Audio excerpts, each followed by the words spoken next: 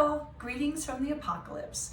Today we're going to talk about something that I feel is like a little like the boogeyman in the studio. People talk about fire scale and they're very afraid of it and they take all kinds of steps to avoid it, and it's like the worst thing that could ever happen to anybody in their whole life.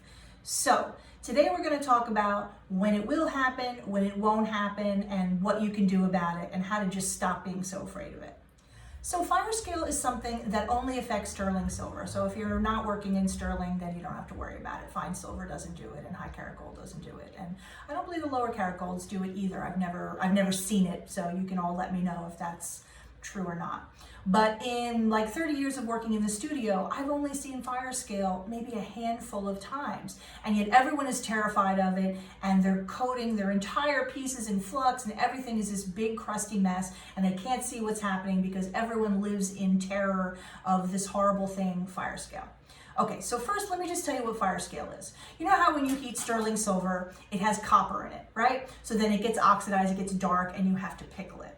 Now, if you take that same sterling and you really heat and heat and heat and heat, eventually the oxygen basically permeates through the metal and it makes fire scale, which is like oxidation under the surface. So it's the kind of thing that you can't just sand off because it's deep in the metal.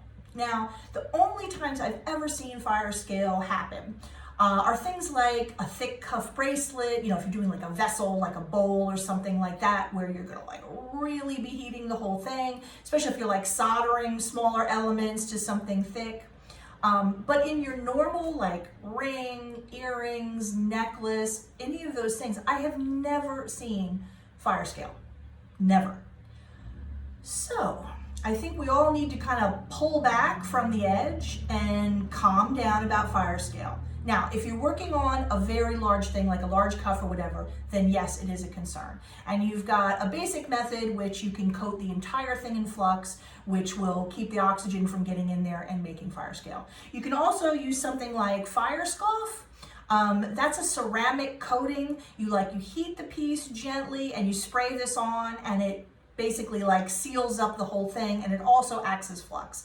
So fire scoff is a little pricey, so I don't use it that often, but if I am doing like a big piece that's gonna get a lot of heating, I will give it a coating in fire scoff, and that will protect from fire scale. However, for all the other soldering stuff I'm doing, jump rings and rings and any of those, I don't cover anything except for the seam in flux, and I never see any fire scale.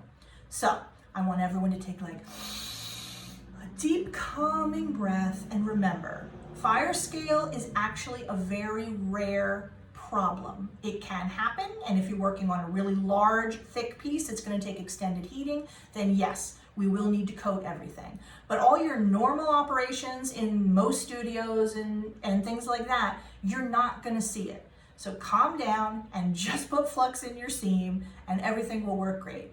I promise. The boogeyman won't haunt you anymore.